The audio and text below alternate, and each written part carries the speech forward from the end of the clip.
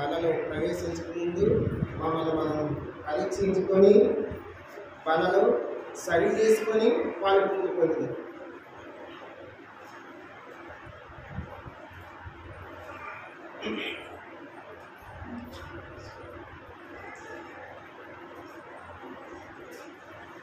బల వర్తమానం వరకు కొన్ని లేఖన భాగాలు పరిశుద్ధ బైబిల్ గ్రంథంలో నుంచి కొన్ని లేఖన భాగాలు చూసుకున్నాం. ఇర్మియా గ్రంథం, ఇర్మియా 31వ అధ్యాయం, పేజీ నంబర్ 654, పేజీ నంబర్ 654. బయట ఎవరైనా ఉంటే లోపలికి వచ్చి కూర్చోవాలని దేవుని పేరుని మనం చేస్తాం.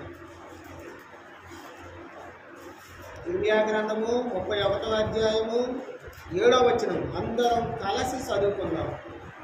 పేజీ నంబరు 654, 31వ అధ్యాయము 7వ వచనం. యెహోవా ఇలాగ సెలవిచ్చుచున్నాడు, యాకోబుల వారికి సంతోషముగా పాడిరి, రాజ్యములకు శిరస్సు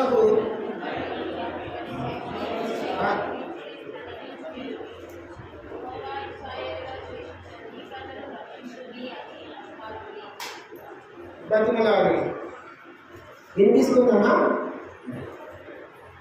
ఇక్కడ యెహోవా ఇలాగ సెలవిచ్చుచున్నాడు, యాకోబును బట్టి సంతోషంగా పాడి, రాజ్యములకు శిరస్సులు, జనమును బట్టి ఉత్సాహమును చేయడి. భార్యకు శిరస్సు ఎవరు? భార్యకు శిరస్సు ఎవరు? భర్త. మరి సంఘం, సంఘం అంటే ఏంటి? ఎవరైతే తన పాపాలు ఒప్పుకొని యేసు వద్దకు వచ్చి నేను పాపినని పాపాలు ఒప్పుకొని రక్షింపబడి మారు మనసు పొంది బాప్తిసం పొందుతారు, వారు సంఘం. ఈ బండలో రక్తంలో పాలు పువ్వులు పొందబడిన వారు సంఘం.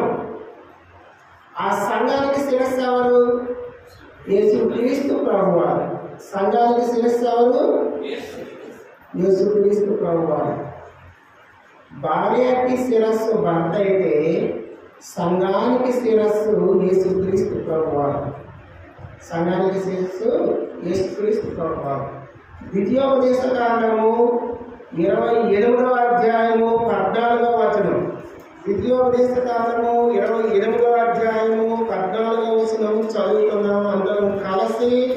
Page number 168, page number 168. యవనస్తులు బిగ్గరగా స్థలమాలి, అందరికి ఇటువంటి అందరూ కలిసి చదువుకుందాం. నేను పేజీ నంబర్ 168, ద్వితీయోపదేశ కాండము 28వ అధ్యాయము 14వ వచనం చదువుకుందాం.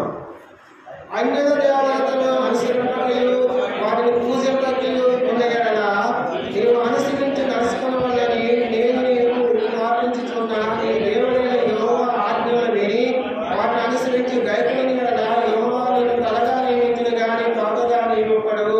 నీవు పైవానిగా ఉండువు గాని క్రిందవానిగా ఉన్నావు.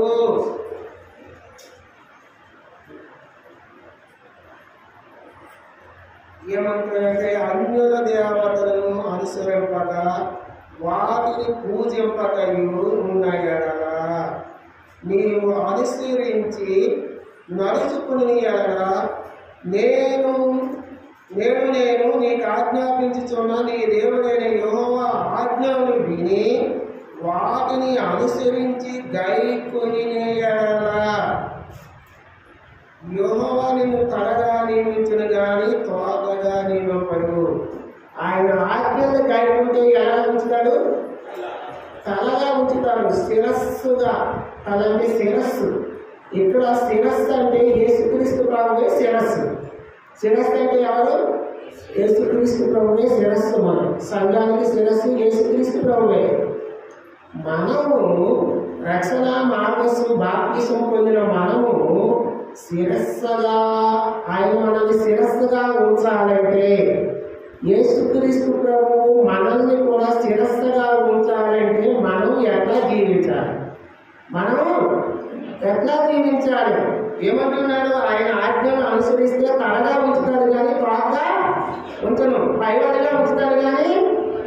కిందవాడిగా ఉంచినట్టున్నాడు. మనం పైవాడిగా ఉండాలంటే ఎక్కువైపోయింది సరుకు. మనం పైవాడిగా ఉండాలంటే, మనం కళగా ఉండాలంటే ఎలా జీవించాలి?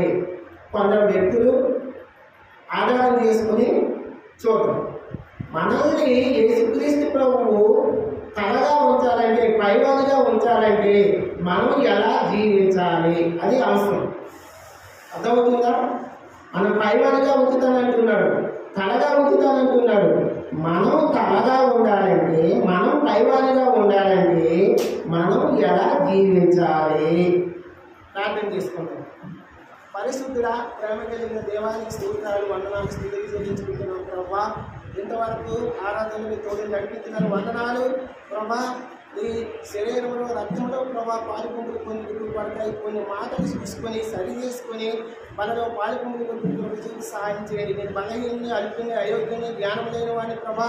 ఇక్కడ కూర్చునే బిడ్డలందరికంటే జ్ఞానం తక్కువగా ఉన్నవాడిని, అయోగ్యుని, వాళ్ళని బోధించే యోగ్యత అరస్తనాలు లేదని ఒప్పుకుంటూ నీ హస్తాలకు అప్పచెప్పుకుంటూ ప్రభా మీరే నీ నామ ఘనత మహిమాత్రమే జరిగించమని, సహాయం చేయమని ప్రభా. నీ శక్తి సైతం శక్తులు బంధించమని, సహాయం చేయమని, నా నోట నీ వాక్యం ఉంచమని, నీ ప్రజలను నాతో మాట్లాడి మహిమ పొందమని యేసు నామములో అడిగి బతిమలాడి వేడుకుంటున్నాం. కృపలో తండ్రి.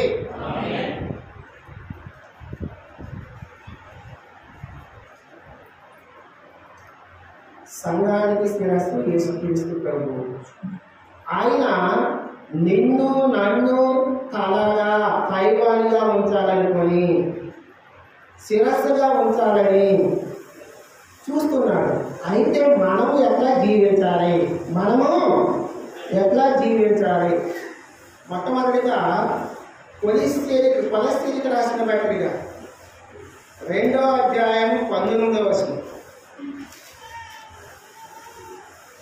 కొలస్సీలకు రాసిన పత్రిక 2వ అధ్యాయము 19వ వచనం చదువు. గట్టిగా చదవండి, ఎవరైనా సరే గట్టిగా. కొలస్సీలకు రాసిన పత్రిక 2వ అధ్యాయము 19వ వచనం, పేజీ నంబరు 183.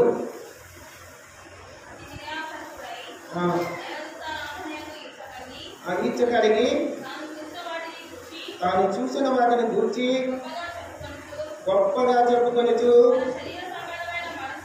తన శరీర సంబంధమైన మనసు వలన ఊరట ఒప్పుకొచ్చు శిరస్సును అట్టుకొనిన వారెవరను మీ బహుమానంగా అపహరింపుడు ఇక్కడి ఆ శిరస్సును చదవమని. సర్వ శరీరము వీళ్ళ చేతను నరముల చేతను పోషింపబడి అతకబడినదై దేవుని వల్ల కలిగి బుద్ధితో అభివృద్ధి పొందుతున్నది. మొట్టమొదటిగా మనం కళగా ఉండాలంటే, పైవానిగా ఉండాలంటే మనం ఏం చేయాలంటే శిరస్సును అత్తుకొని ఉండాలి. శిరస్సును అత్తుకోవాలి, శిరస్సును అత్తుకొని జీవించాలి. ఆ శిరస్సు ఎవరయ్యా అంటే యేసుక్రీస్తు ప్రభువారు. ఆ శిరస్సును అత్తుకోవాలి. మనం ఆ శిరస్సును అత్తుకొని జీవించాలి. మనం పైవానిగా ఉండాలంటే, మనం కళగా దేవుని ఉంచాలంటే నిన్ను నన్ను శిరస్సును అత్తుకోవాలి. ఆ శిరస్సు ఎవరు? యేసుక్రీస్తు ప్రభువును అత్తుకొని జీవించాలి. పాపాన్ని, ధనాన్ని, లోకాన్ని అత్తుకొని జీవించడం కాదు ప్రియమైన దేవుని కదా. పాపాన్ని, ధనాన్ని అత్తుకొని జీవిస్తే నువ్వు శిరస్సును అత్తుకొని జీవించినట్లు కాదు. యేసుక్రీస్తు ప్రభువాన్ని అత్తుకొని జీవించాలి. ఆయన నిర్దోషి, నిష్కలంకుడు, ఏ దోషము ఆయనలో లేదు. ఆయన అత్తుకోవాలి. ఆయన అత్తుకొని జీవిస్తే నిన్ను నన్ను ఆయన తలగా ఉంచుతాడు, పైవనిగా ఉంచుతాడు. కాబట్టి ప్రియమైన దేవుని బిడ్డలారా, మనం ఈ మధ్యాహ్న కాలం ముందు యేసుక్రీస్తు ప్రభువును అత్తుకొని జీవించాలి. మన జీవితంలో యేసుక్రీస్తు ప్రభువును అత్తుకోవాలి. ఎందుకయ్యా అంటే ఆయన నిర్దోషి, నిరంతరం పరిశుద్ధుడు, నీ కోసము నా కోసము ఆ పరలోకమైన విడిచిపెట్టి లోకాలకు వచ్చి నిన్ను నన్ను కళగా ఉంచుతానంటున్నాడు. నిన్ను నన్ను పైవానిగా ఉంచుతానంటాడు. పైవానిగా అంటే పరవాసిగా, పరదేశుడు. పరదేశం అంటే పరలోకంలో ఉంచుతానంటున్నాడు. మనం పరలోకంలో ఉండాలంటే ఆయన హత్తుకొని బతకాలి, ఆయన హత్తుకొని జీవించాలి. ఈ లోకాన్ని, పాపాన్ని, ధనాన్ని, భౌతికమైన వాటిని దూరంగా విడిచిపెట్టి యేసుక్రీస్తు ప్రభువుని హత్తుకొని జీవించాలి. యేసుక్రీస్తు ప్రభువుని హత్తుకొని జీవించడం అంటే ఏంటంటే అపోస్తుల కార్యాలు ఉండదు కదా, అపోస్తుల బోధ యందును, సావాసం యందును, ప్రార్థన యందును, ప్రతివేశం యందును ఎడతెగక కూడుకోవాలి. సావాసంలోకి వస్తున్నావా? సంఘ ప్రార్థనకు వస్తున్నావా? ప్రార్థిస్తున్నావా సంఘక్షేమం కోసం? లోకంలో వ్యర్థంగా తిరుగుతున్నావా?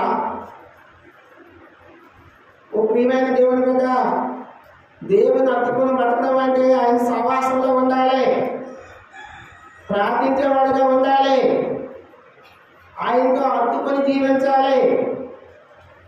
ఈ హత్తుకొని జీవించే సమయంలో అనేక నిందలు రావచ్చు, అవమానాలు రావచ్చు. ఆయన విడుదలని ఎనరాయని దేవుడు, కనికరం చూపించే దేవుడు. కాబట్టి ఆయన మనం మొట్టమొదటిగా హత్తుకొని జీవించాలి, ఆయన హత్తుకొని జీవించాలి. అప్పుడు మనల్ని దేవుడు తలగా ఉంచుతాడు, పైవాడిగా ఉంచుతాడు. కాబట్టి మనం ఆయన్ని శిరస్సును హత్తుకొని జీవించాలి. శిరస్సు అంటే యేసుక్రీస్తు ప్రభువే, ఆయన హత్తుకొని మనం జీవించాలి. మొట్టమొదటి. రెండో విషయం కోసం ఆదికాండం 39వ అధ్యాయం, ఆదికాండం 39వ అధ్యాయం 7వ వచనం. అటు తర్వాత అతని యజమాని భార్య యోసేపు మీద కన్ను వేసి తనతో శయనించమని చెప్పాను. ఒక వ్యక్తి కనిపిస్తున్నాడు ఇక్కడ. ఎవరు అతను? యోసేపు. యోసేపు అనే వ్యక్తి కనిపిస్తున్నాడు. యోసేపు ఎట్లా ఏమయ్యాడు? అన్నదమ్ములు అమ్మేశాడు, ఇస్మాయిల్కి అమ్మేశాడు. ఇస్మాయిల్ తీసుకుపోయి ఐగుప్తులో ఫరో రాజు దగ్గర సైన్యాధిపతిగా ఉన్న పోతీఫరుకు అమ్మేశాడు. పోతీఫరుకు అమ్మేశాడు. యోసేపు రూపవంతుడు, యోసేపు గుణవంతుడు, యోసేపు దేవుని యందు భయభక్తులు కలిగిన వ్యక్తి. అలాంటి యోసేపుని చూసి ఆ పోతీఫరు తన ఇల్లు అంతటిపైన విచారణకర్తగా నియమించుకున్నాడు. విచారణకర్తగా నియమించుకున్న యోసేపు పట్ల పోతీఫర్ భార్య ఏమి చేస్తుందంటే శోధిస్తుంది. అనుదినము శోధిస్తుంది, తనతో మాట్లాడుతుంది.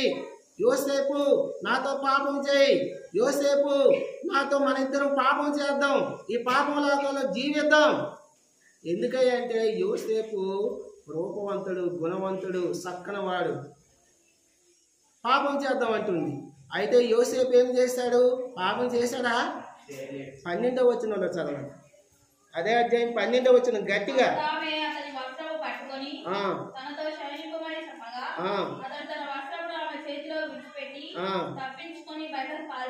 తప్పించుకొని బయటికి ఏం చేశాడట? పారిపోయాడు. పోతీఫర్ భార్య పాపం చేద్దాం, సైనిద్దాం అంటుంది. యోసేపు పాపానికి దూరంగా వెళ్ళిపోయాడు. ప్రియమైన యవనస్తుడా, ప్రియమైన దేవుని బిడ్డ, పాపానికి మనం దూరంగా వెళ్ళిపోయి పరిశుద్ధతను కాపాడుకున్నాడు యోసేపు. నువ్వు నేను దేవుడు తలగా ఉంచాలంటే, పైవానిగా ఉంచాలంటే మొట్టమొదటిగా మనము శిరస్సును హత్తుకొని బతకాలి.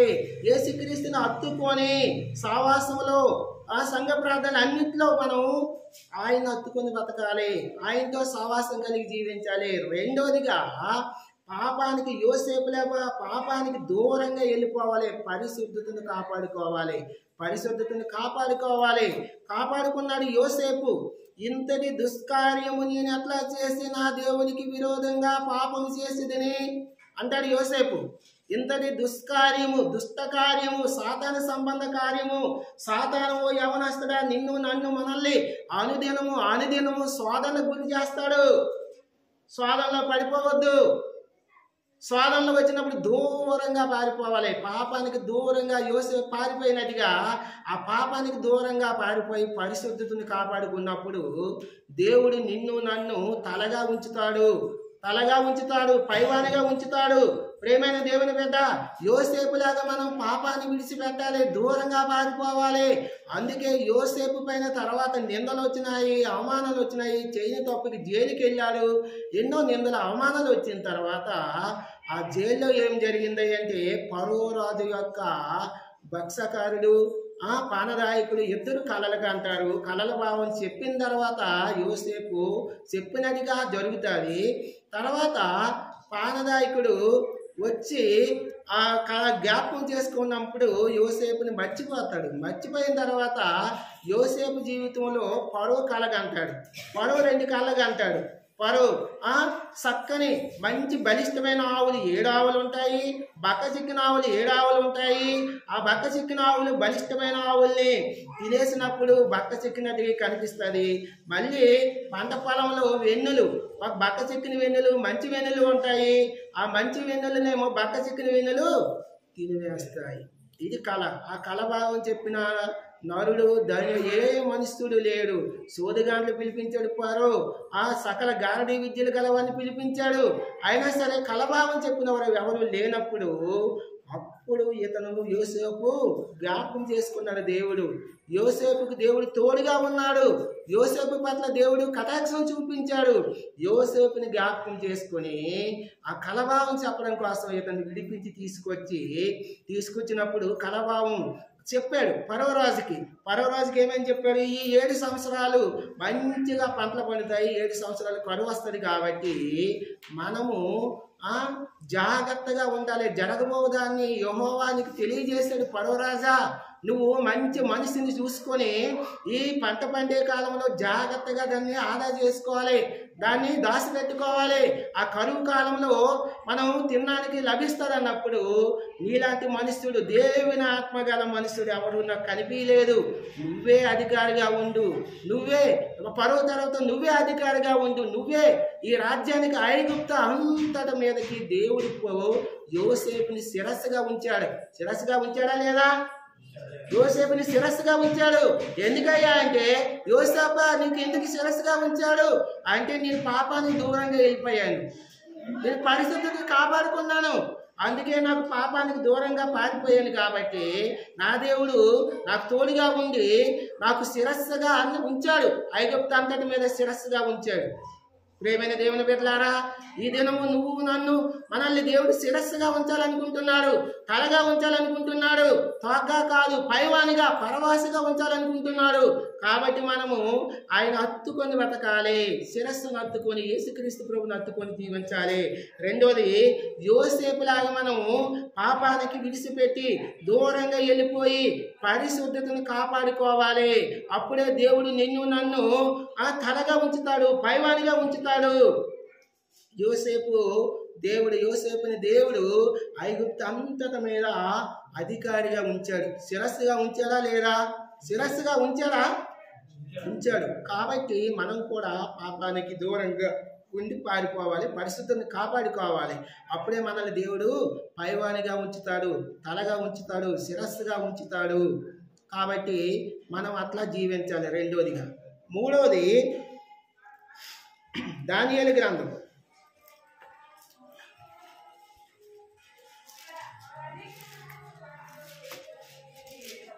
దానియేలు గ్రంథము 1వ అధ్యాయము 8వ వచనం గట్టిగా చదవండమ్మా.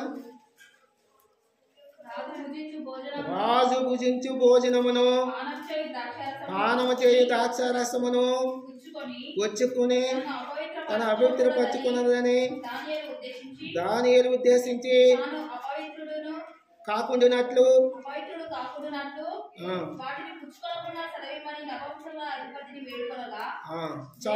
చాలు.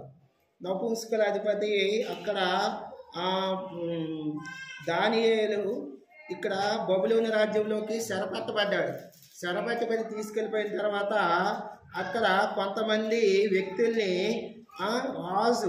నబుకద్నెజరు ఏర్పాటు చేసుకుంటాడు. కొంతమంది రాజులు ఏర్పాటు చేసుకున్న వాళ్ళు తెలివైన వాళ్ళు కొంతగా అతనికి కావాలి రాజ్యపాలన చేయడానికి.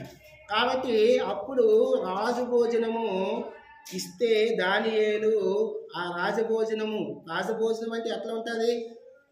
పంచభక్ష పరమాన్నాలు అంటాం కదా, అన్నీ ఉంటాయి, సకలము ఉంటాయి. ఏమైనా కొరత ఉంటుందా రాజభోజనంలో? అయితే దానియేలు ఏమన్నాడు తెలుసా?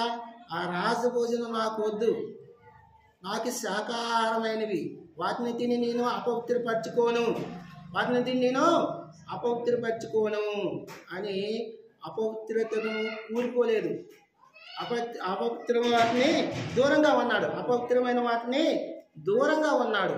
దూరంగా ఉండిన తర్వాత 10 దినముల తర్వాత రాజు దగ్గరికి వెళ్ళి తీసుకెళ్ళిన తర్వాత పరిశీలిస్తే ఆ రాజభోజనం చేసిన వ్యక్తుల కంటే దానియేలు ఇంకా 3 మిత్రులు ఉన్నారు కదా, వాళ్ళు కూడా చూస్తే వాళ్ళకంటే అందంగా, చక్కగా, సౌష్ఠవంగా, బలంగా, జ్ఞానవంతులై ఉన్నారు. అప్పటి నుంచి ఆయనకి ఆ రాజభోజనం మళ్ళలేదు. ఏ భోజనం కావాలంటే ఆ భోజనం ఏర్పాటు చేయడం జరిగింది నపుంసకుల అధిపతి. చేసిన తర్వాత మన జీవితంలో మనం శిరస్సుగా దేవుడు ఉంచాలంటే ఏం చేయాలంటే అపవిత్రమైన వాటికి దూరంగా ఉండాలి. అపవిత్రమైన చోట్లకు పోకూడని చోట్లకు పోకూడదు. అందుకే దానియేలు దేవుడు మాదియా పారసీక రాజ్యాల పైన అధికారిగా ప్రధానమైన 120 మంది అధికారులు ఉన్నారు. దానిలో 3 ప్రధానమైన అధికారులు ఉన్నారు. ఆ ప్రధానమైన అధికారులు దానియేలు మొదటివాడు. ఆ ప్రధానమైన 3లో దానియేలు మొదటగా ఉన్నాడు. మాదియా పారసీక రాజ్యాల పైన రాజులు మారినా సరే దానియేలు మారలేదు. దానియేలు ప్రథమ స్థానంలో దేవుని నిలబెట్టాడు. ఎందుకయ్యా దానియేలు నువ్వు ప్రథమ స్థానంలో ఉన్నావంటే, నేను అపవిత్రమైన దాని జోలికి పోలేదు, నన్ను నేను అపవిత్రపరుచుకోలేదు, నా చూపుల్లో, నా ఆలోచనలో, నా తలంపుల్లో నేను అపవిత్రపరుచుకోలేదు, నేను జాగ్రత్త పడ్డాను, నేను పరిశుద్ధమైన దానికి పోలేదు. అందుకే నన్ను దేవుడు మాదియా పారసీక రాజ్యాల పైన ప్రధాన అధికారిగా ఉంచిన తర్వాత దానియేలు ఏ తప్పు కనిపిస్తలేదు కాబట్టి ఏదైనా నింద మోపాలని ఏం చేశారంటే రాజా దర్యావేశు రాజు అన్నాడు, రాజా 30 దినాల వరకు నిన్ను తప్ప ఏ దేవునికి ఆరాధించకూడదు, ఏ దేవునికి సాగిపడకూడదు అని చెప్పినప్పుడు ఒక శాసనం చేయాలి. రాజు శాసనం చేస్తే తిరిగి ఉంటారా? ఆచరించాలి, రాజశాస్త్రం పాటించాలి. శాసనం చేయబడ్డారు. ఎందుకంటే దానియేలుని ఇరికించాలి, దానియేలుని నిందలు ఆమోదం పాలు చేయాలి, దానియేలుని లేకుండా ఉంటే మనకు క్షేమము అని కొట్టబడినప్పుడు దానియేలుకు ఆ శాసనం గురించి తెలిసినా సరే రోజుకి ముమ్మారు ప్రార్థన చేసే వ్యక్తిగా ఉన్నాడు. ముమ్మారు ప్రార్థన చేసినప్పుడు దానియేలు రాజు దానియేలుని చూసి ఆ ప్రజలు, ఆ అధికారులు, రాజా దర్యావేశు, ఈ దానియేలు ఉన్నాడే, అతను నీ శాసనానికి నిన్ను లక్ష్య పెట్టట్లేదు, శాసనం చేశావు కదా, లక్ష్య పెట్టట్లేదు, కలవట్లేదు, మరి నీ రాజ్యానికి ఏంది? నీ మాటలు రాకపోతే అతను ఎందుకు? మన శాసనం ప్రకారం నీ దగ్గర తప్ప ఎవరు ఏ దేవుడికి సాగిలపడకూడదు, సాగిలపడితే సింహాసనంలో వేసేయాలి అన్నప్పుడు దర్యావేశు రాజు రాత్రల్లా ఉపవాసం ఉన్నాడు. రాత్రల్లా ఉపవాసం మానుకొని ఆ సింహాసనంలో వాళ్ళకి బంధువులు తీసుకొచ్చి వేసేసారు. వేసిన తర్వాత దానియేలుకి ఏమి జరిగింది? దానియేలు దర్యావేశు రాజు అంటున్నాడు. ఇక్కడ చూద్దాం 6వ అధ్యాయంలో కొన్ని మాటలు చదువుకుందాం. 6వ అధ్యాయంలో 16వ వచనం చదవన్నాము. అంతటా రాజు ఆజ్ఞేయంగా బంట్రోతులు దానియేలును పట్టుకుని పోయి సింహంలో పడదోయగా రాజు నీవు అనుదినము తప్పక సేవించుచున్న నీ దేవుడే నిన్ను రక్షించనని దానియేలుతో చెప్పాను. రాజేమి చెప్తాడు దానియేలుతో, ఓ దానియేలు, నీ రాజు నువ్వు సేవిస్తున్న దేవుడు నిన్ను తప్పక రక్షిస్తాడు. అన్ని తర్వాత ఏం జరిగింది? ఇక్కడ 20వ వచనంలో 6వ అధ్యాయం 20వ వచనంలో అతడు చేసి జీవం గల దేవుడు శ్రావకుడైన దానియేలు, నిత్యము నీవు సేవిస్తున్న నీ దేవుడు నిన్ను రక్షింపగలిగినా అని అతను అడిగాను.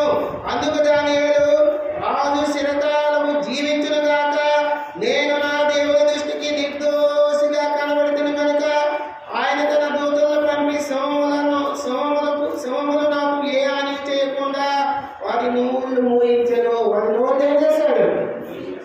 ఎందుకైనా దానియేలు శివాన్ని ఏం చేయలేదు అంటే, నీ నిర్దోషిని, నేను నిర్దోషిని, ఏ పాపం చేయని వాడిని, నేను అపవిత్రులకు దూరంగా ఉన్నాను, అపవిత్రమైన దానికి దూరంగా ఉన్నాను, నాకు దేవుడు తోడుగా ఉన్నాడు, నా ప్రార్థన ఆలకించాడు. కాబట్టి ప్రియమైన దేవుని బిడ్డలారా, మనము శిరస్సుగా ఉండాలంటే, మనం దేవుడు తలగా ఉంచాలంటే, పైవాడిగా ఉంచాలంటే మొట్టమొదటిగా మనం ఏం చేయాలంటే శిరస్సును అట్టుకొని బతకాలి. శిరస్సు అంటే ఎవరు? యేసుక్రీస్తు ప్రభువుని అట్టుకొని బతకాలి. యేసుక్రీస్తు ప్రభువుని అట్టుకొని బతకడం అంటే సహవాసమందును, ప్రార్థనయందును, వృత్తి వెచ్చులందును కూడుకోవాలి. అన్ని సమాసాలకు వీలైనంత వరకు రావాలి. లోకంలో పాపంలో జీవించకూడదు. అతుకుని బతకడం లోకాన్ని పాపాన్ని పట్టుకుని బతకడం కాదు, యేసుక్రీస్తుని అట్టుకుని బతకాలి. రెండోదిగా మనల్ని దేవుడు బాగా ఉంచాలంటే యోసేపులాగా పాపానికి దూరంగా ఉండాలి, పరిశుద్ధిని కాపాడుకోవాలి. మూడోది దానియేలులాగా అపవిత్రమైన దాని జోలికి పోకూడదు, అపవిత్రమైనది ముట్టకూడదు, అపవిత్రమైనది చూడకూడదు, అపవిత్రమైనది తినకూడదు. ప్రియమైన ఈ దినాల్లో యవనస్తులు సెల్ ఫోన్లో అపవిత్రమైన కార్యాలకి, అపవిత్రమైన దానికి శోధించి ఎంతో నష్టపోతున్నాడు. ఇచ్చిన రకమే. కాబట్టి అపవిత్రమైన దానికి మనం చూడకూడదు, అపవిత్రమైన వారి జోలికి మనం పోకూడదు. దానిలాగా అపవిత్రమైన దాన్ని మనం విడిచిపెట్టాలి. అందుకే దానియేలు దేవుడు మారియా పారసీక రాజ్యాలపైన తలగా ఉంచాడు. ఇక్కడ సంసోను చూడండి, సంసోను అయితే న్యాయాధిపతుల్లో మంచి న్యాయాధిపతిగా ఉండాలి. కానీ ఆ సంసోను ఎలాంటి వ్యక్తి? నాజీరు చేయబడిన వ్యక్తి. నాజీరు చేయడం అంటే అపవిత్రమైన దాన్ని ముట్టుకోకూడదు, అపవిత్రమైన దాన్ని తినకూడదు, ఇది చనిపోయిన దాన్ని ముట్టుకోకూడదు, అపవిత్రమైన తినకూడదు. కానీ సంసోను ఎక్కడికి పోతున్నాడు? సంసోను లోకంలో పోతున్నాడు, పాపంలో పోతున్నాడు, ఎల్లగొని చోట్ల చూస్తున్నాడు. తిన్నాటికి పోయాడు. తిన్నాటికి ఏం పని? తిన్నాటిలో ఫిలిస్తీన్లు ఉన్నారు. ఫిలిస్తీన్లు ఎవరు? ఇజ్రాయేల్ ప్రజలకు శత్రువులు. అక్కడికి ఏం పని? దేవుడు సంసోను ఎందుకు పుట్టింపు చేసి ఎందుకు ఏర్పాటు చేసుకున్నాడు? ఇజ్రాయేల్ ప్రజల్ని ఇజ్రాయేల్ ప్రజల్ని ఫిలిస్తీన్ నుంచి కాపాడడం కోసం, రక్షణ ఇవ్వడం కోసం, ఫిలిస్తీన్ నుంచి రక్షించడం కోసం ఏర్పాటు చేసుకుంటే సంసోను చూడండి, లోకంలో అపవిత్రమైన స్తోత్రం పోతున్నాడు, భోగలకు చదువుపోతున్నాడు, తిన్నాడికి ఏం పని, గాజాకి ఏం పని, అక్కడ పోయి వ్యభిచారులతో జీవిస్తున్నాడు. జాగ్రత్తమైన దేవుడు వెళ్ళారా? సంసోను తలగా ఉండవలసిన సంసోను పాపంలో శాపంలో పోయి, వ్యభిచారంలో కూలిపోయి, లాభంలో కూలిపోయి ఘోరమైన మరణం తెచ్చుకున్నాడు. దిజలతో ఏం పని? అపవిత్రమైన చోటు పోగొడదు సంసోను. సింహాన్ని చంపాడు, కలియగాడను ముట్టుకున్నాడు. ముట్టుకోవచ్చా? నాజీరు చేయబడిన బట్టి కలియగాడను ముట్టుకోకూడదు, అపవిత్రమైన తాగకూడదు, తినకూడదు. తేలి తిన్నాడు, కదిదాన్ని ఇచ్చాడు. ప్రియమైన దేవుడి బిడ్డ జాగ్రత్త. అపవిత్రమైన దానికి దూరంగా దానియేలులాగా మనం ఉంటే తలగా నిన్ను నన్ను ఉంచుతానంటున్నాడు దేవుడు. ఆయన తలగా ఉండాలంటే మనం అపవిత్రమైన దానికి జోలికి పోకూడదు, అపవిత్రమైన సినిమాలు సీరియాలు దూరంగా ఉండాలి, అపవిత్రమైన చోటుకు పోకూడదు. సంసోను అపవిత్రమైన చోటుకల్లా పోయి జీవితాన్ని నాశనం చేసుకున్నాడు. కాబట్టి మూడవది, మొట్టమొదటిగా మనం తలగా ఉంచాలంటే, మనం పైవాడిగా ఉండాలంటే దేవుని యేసుక్రీస్తు అడ్డుకొని బతకాలి, శిరస్సును అడ్డుకొని బతకాలి. రెండవది పాపానికి దూరంగా, యోసేపులాగా పాపానికి దూరంగా ఉండాలి.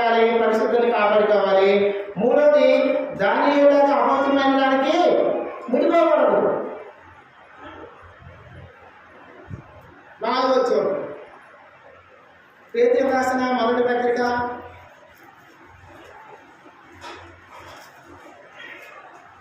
పేతురు రాసిన మొదటి పత్రిక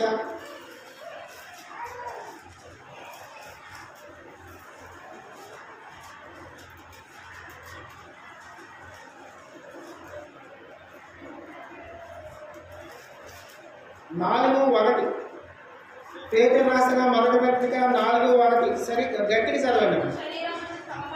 క్రీస్తు శరీరమందు శ్రమపడిన గనుక మీరును అట్టి మనసును ఆయుధంగా ధరించుకుని శరీర విషయంలో శ్రమపడిన వాడు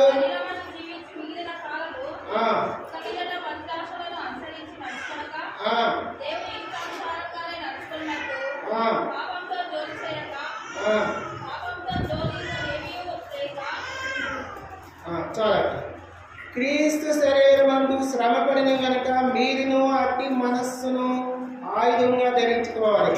క్రీస్తు మనసును 4వది ఆయుధంగా ధరించుకోవాలి. క్రీస్తు మనసును ఆయుధంగా ధరించుకోవాలి. మనల్ని దేవుడు తలగా ఉంచాలంటే మనం క్రీస్తు మనసును ధరించుకోవాలి. క్రీస్తు మనసు ఎలాంటిదయ్యా? మనసు అంటే క్రీస్తు మనసు చాలా ఉన్నాయి. కొన్ని మాటలు కాదు. క్రీస్తు మనసు మొదటిగా ప్రేమించే మనసు. క్రీస్తు మనసు ఎలాంటి మనసు? క్షమించే మనసు. రెండవది క్షమించే మనసు. మూడవది శ్రమపడే మనసు. మనం ప్రేమించే మనసు కలిగి జీవించాలి. మనం కలగా ఉండాలంటే మనం క్రీస్తు మనసును ధరించాలి. క్రీస్తు మనసు ఎలాంటిదయ్యా అంటే క్రీస్తు మనసు ప్రేమించే మనసు, క్రీస్తు మనసు క్షమించే మనసు, క్రీస్తు మనసు శ్రమలు అనుభవించే మనసు.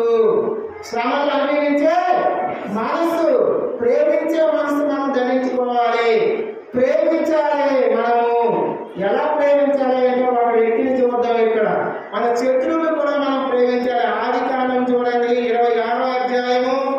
ఆదికాండం 26వ అధ్యాయము 16వ వచనము బిగ్గరగా చదవండి.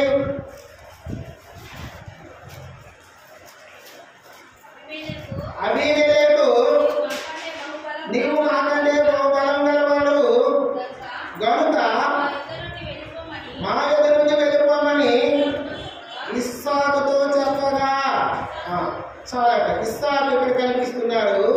అబీమెలెకు రాజు ఇస్సాకు కనిపిస్తున్నాడు. ఈ ఇస్సాకు రాజు ఏమంటున్నాడో తెలుసా?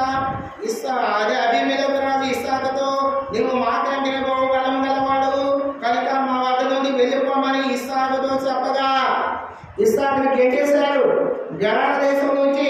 ఓ ఇస్సాకు, నువ్వు పరదేశంలో వచ్చినావు, మా దేశంలో ఉన్నావు, మా రాజ్యంలో ఉన్నావు, మాకంటే ధనవంతుడివి, మాకంటే నీకు గొడ్ల ఆస్తి, గొర్రెల ఆస్తి, మేకల ఆస్తి, రాసిన ఆస్తి ఉన్నాడు, నువ్వు వెళ్ళిపో,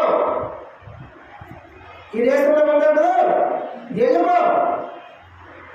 వెళ్ళిపోమన్నప్పుడు ఎందుకు వెళ్ళిపోమన్నాము అసలు? ఇక్కడ 12వ వచనం చదవదు. 12వ వచనం ఇస్సాకు ఆ దేశమందు ఉన్నవాడే విత్తనములు వేసి ఆ సంవత్సరము 100 ఫలము పొందెను. యెహోవా అతన్ని ఆశీర్వదించిన వెనుక ఆ మనుషుడు గొప్పవాడైను. అతడు మిక్కిలి గొప్పవాడల వరకు క్రమక్రమంగా అభివృద్ధి పొందుతూ వచ్చును. అతనికి గొర్రెలాస్తి, గొడ్లాస్తి, దాసురాలు వీళ్ళందరూ ఉన్నారు. ఆస్తి ఎక్కువగా ఉంది.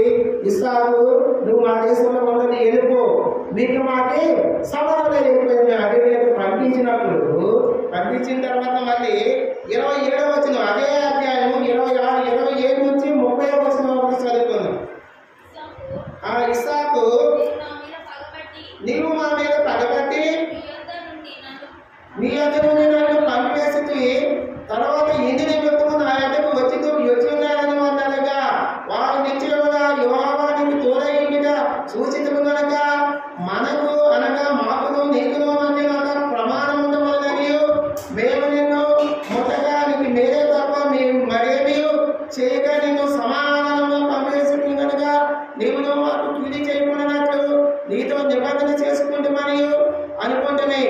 ఇప్పుడు నీవు యెహోవా ఆశీర్వాదం పొందినవాడమనిది.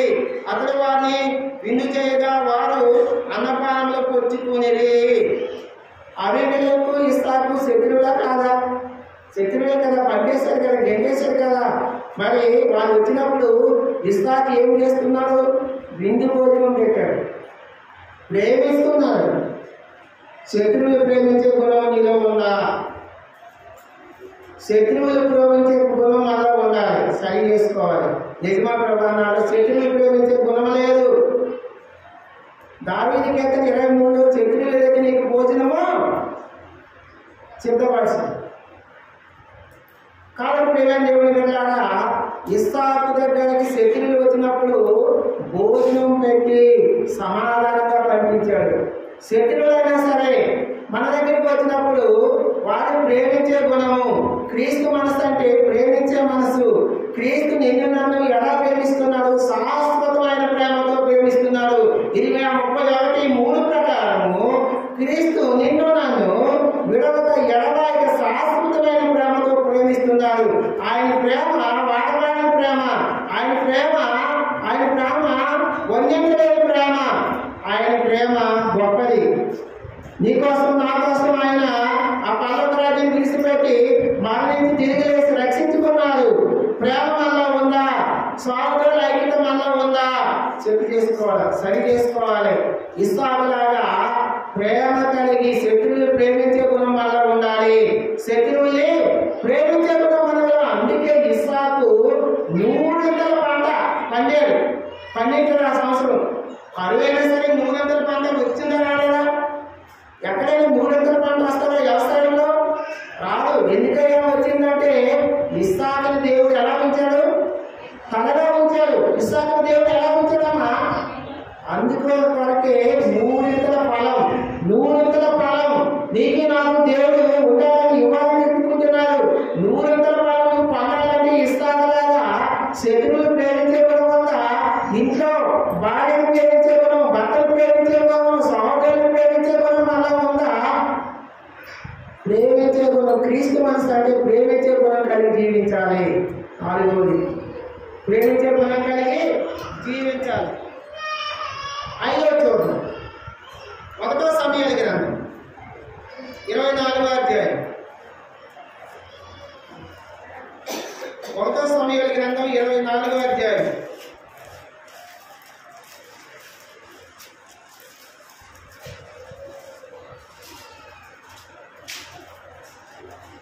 ఐదవ వచనం 6వ వచనం చదవండి.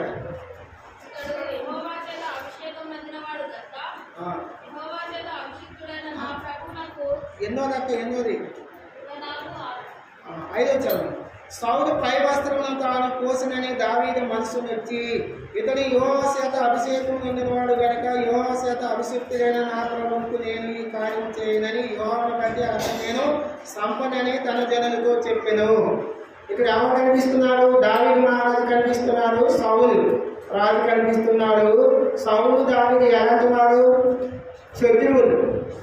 సౌలు దావీదు మహారాజుని వెంటాడుతున్నాడు సంబరం కోసం. పట్టబడ్డాడా లేదా? ఎవరు చేతి చిక్కాడు? సౌలేమో దావీదు మహారాజు చేతి చిక్కాడు. 24వ అధ్యాయంలో పై వస్త్రం కోసాడంటే దగ్గరికి వెళ్ళి పోస్తారా, దూరం నుంచి పోస్తారా? దగ్గరికి వెళ్ళి పోస్తాడు. 2వ సందర్భం 26వ అధ్యాయం. ఫాస్ట్గా సమయం అవుతుంది. 26వ అధ్యాయము 7 నుంచి 9 వరకు చదవండి బిగ్గరగా. 26వ అధ్యాయము 1 సమూయేలు 26వ అధ్యాయము 7 నుంచి 9 వరకు. దావీదును అబీషైను రాత్రి వేళ జనుల దగ్గరికి పోగా సౌలు దండు క్రొత్త దళములో పనుకుని నిద్రపోతుండగా అతని ఈటే అతని తలగల దగ్గర నేలకు నాటి ఉండెను. అబ్నేరును జనులను అతని చుట్టూ పనుకుని ఉండేది. అప్పుడు అబీషై దావీదుతో, దేవుడు ఈ దినమున నీ శత్రువుని అప్పగించిన కాబట్టి నీ చిత్తమైతే ఈ ఈటితో ఒక్క పోటు పొడిసి నేను అతన్ని భూమికి నాటవేతును అని ఒక్క దెబ్బతోనే పరిష్కారం చేతున్నానగా దావీదు నీవు అతన్ని చంపకూడదు. యెహోవా చేత అభిషేకం పొందిన వారిని చంపి నిర్దోషులుట ఎవరికి సాధ్యము? యెహోవా జీవముతోను యెహోవాయే అతన్ని మోపును. 2 సందర్భాలలో సౌలు దావీదు చేతికి చెక్కాడు. సిగ్గుపైనా సరే శత్రువైనా సరే దావీదు మహారాజు సౌలుని ఏ నష్టము చేయలేదు, ఏ కీడు చేయలేదు, ఏ హాని చేయలేదు. ఎందుకయ్యా అంటే దావీదులో క్రీస్తు మనసు ఉంది. ఇస్సాకులో క్రీస్తు మనసు ఉంది, మనలో ఉందా? శత్రువులు ప్రేమించే గుణం ఉందా? ఇస్సాకులో ఉంది.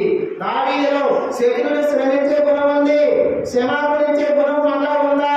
శత్రువులు పట్టబడిన ఏ ఆనికి కూడా విడిచిపెట్టేశాడు. అందుకే దావీదు మహారాజుని దేవుడు ఆ శాశ్వతమైన కృపతో కాపాడుతున్నాడు.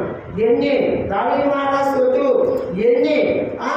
ఎన్ని దండులు వచ్చినా, ఎన్ని యుద్ధ వాతావరణం, దావీదు మహారాజుకి అందరూ శత్రువులే, కుమారుడి శత్రువులే, అల్లుడి మామ శత్రువులే, ఫిలిష్తీయుల శత్రువులే, చుట్టూ శత్రువులే. ఆయన సరే ఏ కీడు ఏ కాని జరగలేదు. ఎందుకంటే ఆ దేవుని కృప, ఆయన కృపకు తోడుగా ఉన్నాడు. నేను నిన్ను శాశ్వతమైన కృపతో ప్రేమిస్తున్నాను. దావీదు మహారాజు దేవుడు శాశ్వతమైన కృపతో ప్రేమిస్తున్నాడు. ఎందుకయ్యా దావీదు మహారాజు అంటే శత్రువులు ప్రేమించే గుణం ఉంది, శత్రువులు క్షమించే గుణం ఉంది.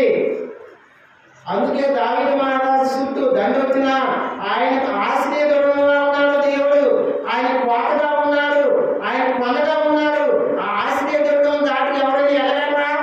వెళ్ళాడు, ఛాన్సే లేదు.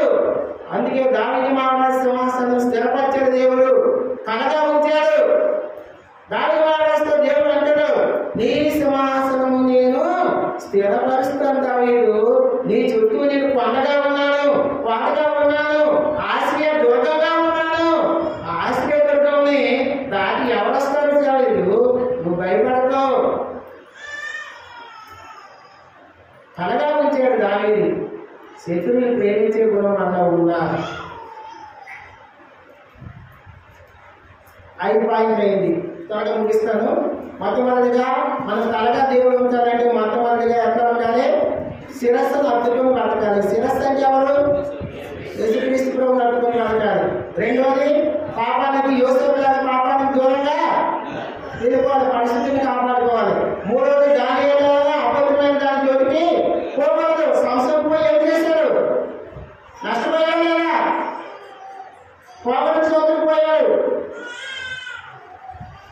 ఫిలిష్తీయుల చేతిలో చనిపోయాడా లేదా? కాబట్టి అబద్ధమైన జోలికి పోకూడదు, అబద్ధమైన భూతకమ్మల జోలికి పోకూడదు. ముగ్గురు.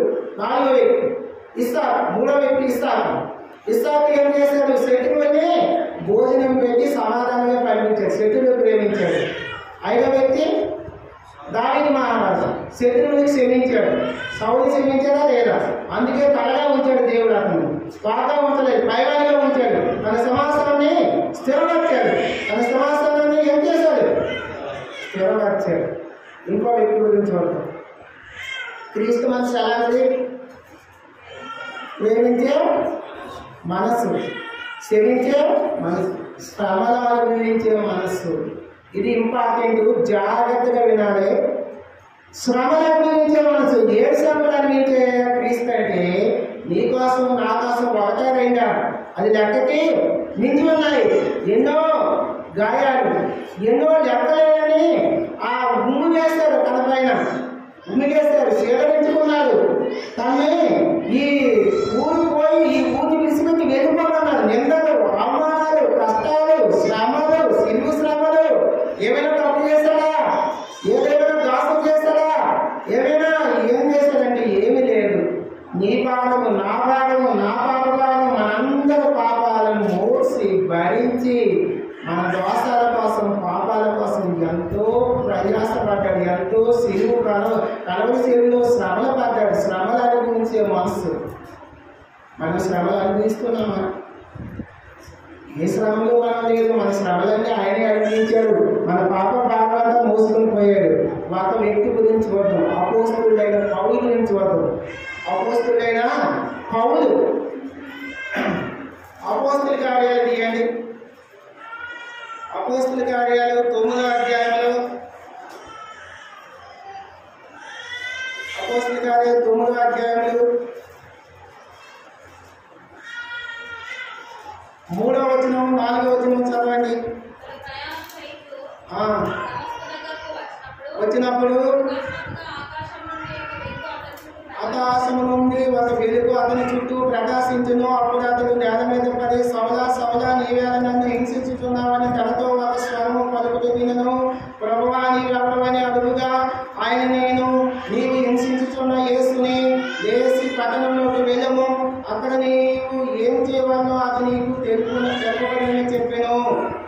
అతనితో ప్రయాణం చేసిన మనుషులు ఆ స్వరం వినరు గాని ఎవరికి చూడక మౌనిగా నిలబడి సౌలు నేల మీద నుండి లేచి కన్నులు తెచ్చి ఏమీ చూడలేకపోయాను కనుక వారు అతన్ని చెయ్యి పట్టుకుని మా దమస్కులోనికి నడిపించిరి.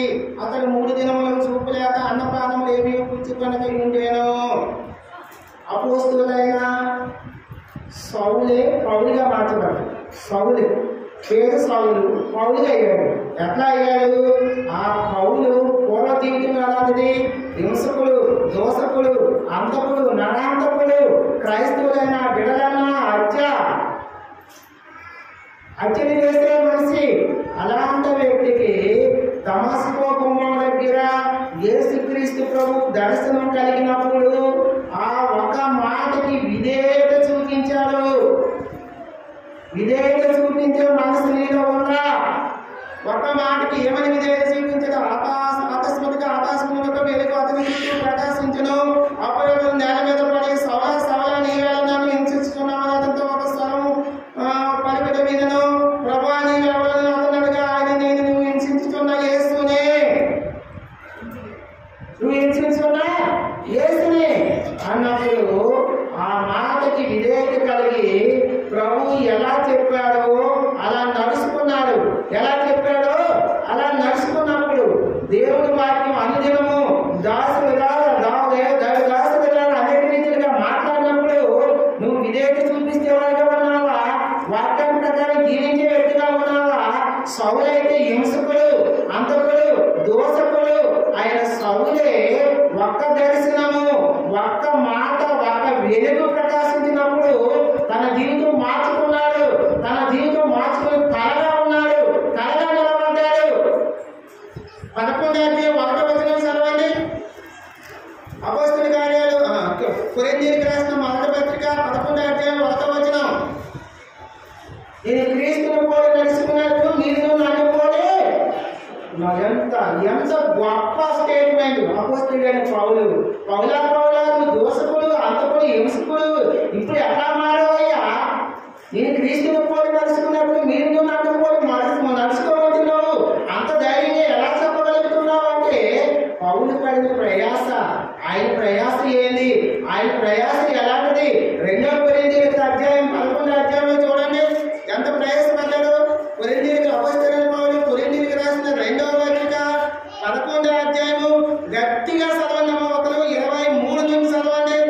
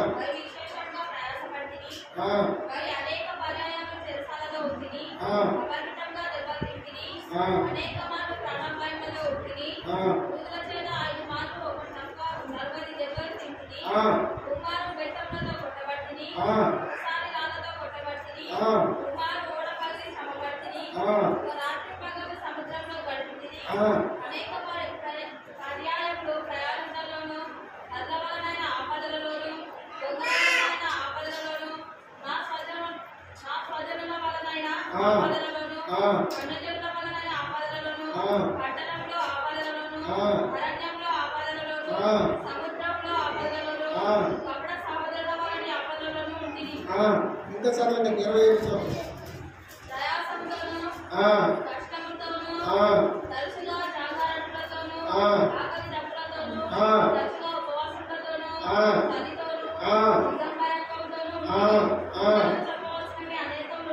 అది పౌరు జీవితం అంటే అది క్రీస్తు శ్రమలు అంటే అది. శ్రమలు అనుభవిస్తున్నావా? అపోస్తలుడైన పౌలు సౌలుగా ఉన్న పౌలుగా మార్చబడ్డాడు. ఎంత ప్రయాసపడ్డాడు ఒకసారి చూడండి. ఎంత ప్రయాసపడ్డాడంటే సరసాలు అనేక మార్లు ఉన్నాడు. అలాగే అపరిమితమైన దెబ్బలు తిన్నాడు. అనేక మార్లు ప్రాణాపాయంలో ఉందని. అలాగే యూదుల చేత 5 మార్లు ఒకటి తక్కువ 40 దెబ్బలు. యేసుక్రీస్తు ప్రభువుకి ఒక్కసారి కొట్టాడు. అపోస్తలుడైన పౌలుకి 5 సార్లు, ఒకసారి కాదు 2 సార్లు కాదు, ఒకటి తక్కువ 40 దెబ్బలు 5 సార్లు తిన్నాడు యూదుల చేత.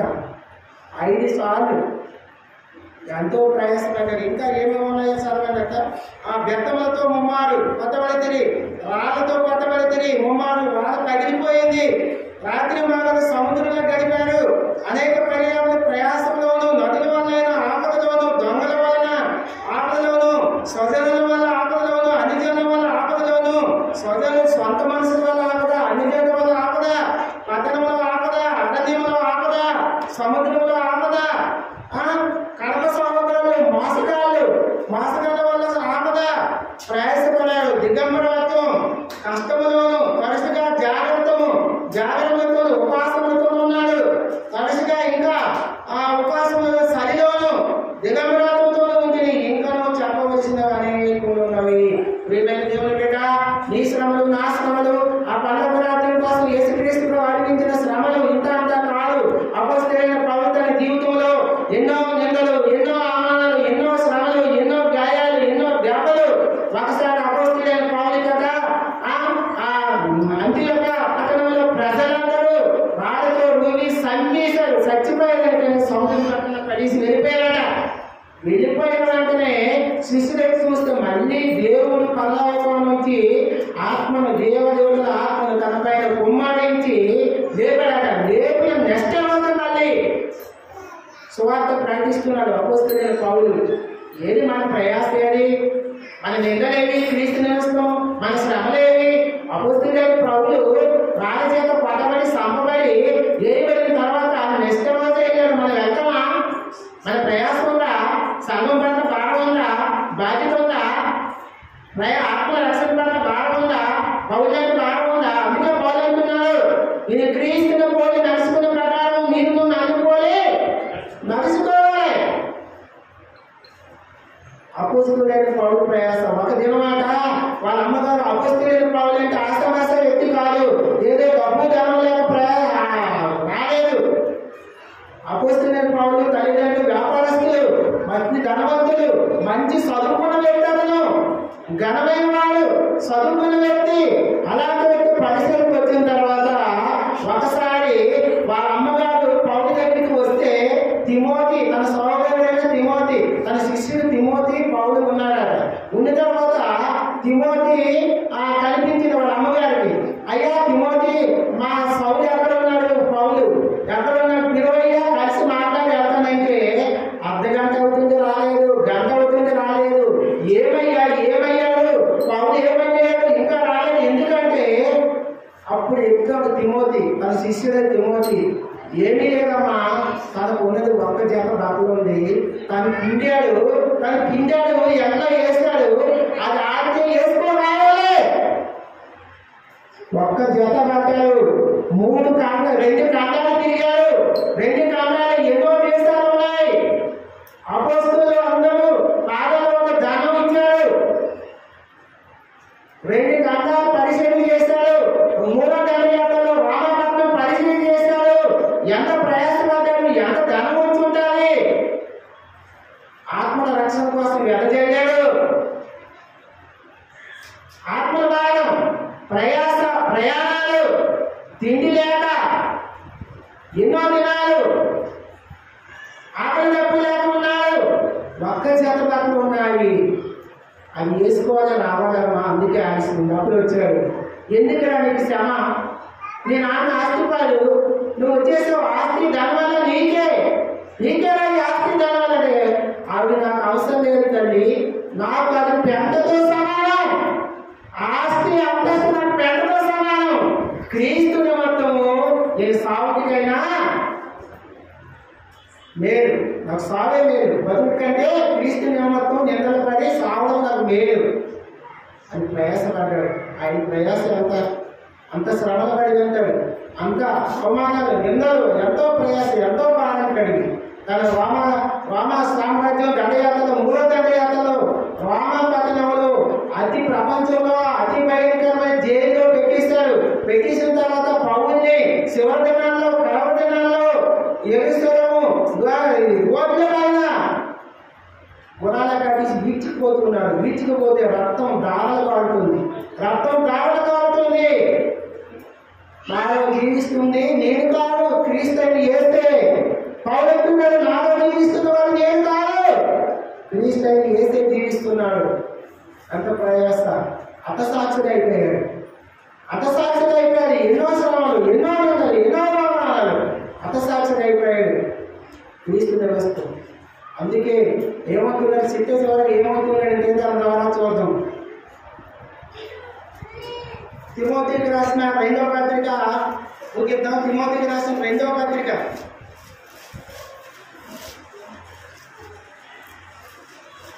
4వ అధ్యాయం 7వ వచనం చదవండి. మంచి పోరాటం పోరాడితేనే, నా పడుకు కడముట్టించితేనే విశ్వాసాన్ని కాపాడుకుంటుంది.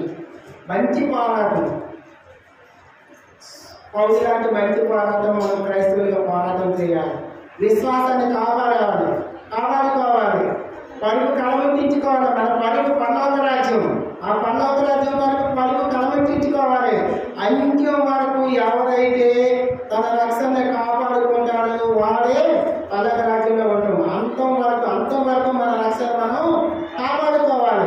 నిందలు వస్తాయి, అవమానాలు వస్తాయి. క్రైస్తవ జీవితంలో ప్రయాణంలో అపొస్తలుడైన పౌలుకి ఎన్ని నిందలు, ఎన్ని అవమానాలు, ఎన్ని కష్టాలు, ఎన్ని బాధలు వచ్చినా దాని నా కోసం నీతి కిరీటం దాచబడింది. అతను అక్కడ కోసం నీతి కిరీటం కాదు. ఆ కింద దిశలో అందరికీ ప్రయాసం ఉన్నాయి. ప్రతి బిడ్డకి నీతి కిరీటాలు ఉన్నాయి, బహుమానాలు ఉన్నాయి. కాబట్టి దేవుని ద్వారా అపొస్తలుడు లాంటి పౌలు లాంటి జీవితం మనం శ్రమలు అనుభవించాలి, శ్రమల గుండా ప్రయాణించాలి. అపొస్తలుడైన పౌలు క్రీస్తు మనసును కలిగి ఉన్నాడు. ఒక్క మాటకి, ఒక్క వాక్యంతో మాట్లాడినప్పుడు విజేత చూపించాడు. మనలో విజేత ఉందా? అలాంటి లోబడి జీవితం ఉందా? తగ్గింపు జీవితం ఉందా? పెద్దగా ఎంచుకున్నాడు, సమస్తాన్ని విడిచిపెట్టాడు. కాబట్టి అతను కలగా ఉంచాడు దేవుడు. అతనికి నీతి కిరీటం దాచిపెట్టాడు. నాకు, నీకు, మనందరికీ నీతి కిరీటాలు ఉన్నాయి. మనం కూడా అలా జీవించాలి. చివరిగా ముగిస్తున్నాను. మనల్ని దేవుడు కలగా ఉంచాలంటే మనం ఎలా ఉండాలి? క్రీస్తుని హత్తుకొని బతకాలి. క్రీస్తుని శిరస్సును హత్తుకొని, శిరస్సు అంటే క్రీస్తుని హత్తుకొని బతకాలి. రెండవది, యోసేపు లాగా పాపానికి దూరంగా ఉండాలి. పరిస్థితిని కాపాడుకోవాలి. దానియేలు అబద్ధమైన దానికి ముట్టుకోకూడదు, దూరంగా ఉండాలి. నాలుగోది, ఇస్సాకులాగా శత్రువుని ప్రేమించే గుణం కలిగి ఉండాలి. దావీదులాగా శత్రువుని క్షమించాలి. మన శత్రువుని మనం క్షమాపణ అడగాలి, క్షమించే గుణం ఉండాలి. పౌలులాగా మంచి పోరాటం పోరాడాలి. విధేయత కలిగే స్వభావం ఉండాలి. శ్రమను అనుభవించాలి. నిందలైన ఆనందాలు వస్తాయి యాత్ర జీవితంలో, వాటిని అనుభవించాలి. అతి జీవితం కలిగి మనం జీవిస్తే దేవుడు నిన్ను నన్ను కలగా ఉంచుతాడు. పైవానిగా అంటే పరలోక వాసిగా ఉంచుతాడు. దేవుడు ఈ కొద్ది మాటలు దీవించును కాక. మనం సరి చేసుకుందాం. సరి చేసుకుని విన్న వాక్యం ప్రకారం సరి చేసుకుని బలలో పాల్పొందులు పొందుదాం. సహకరించండి.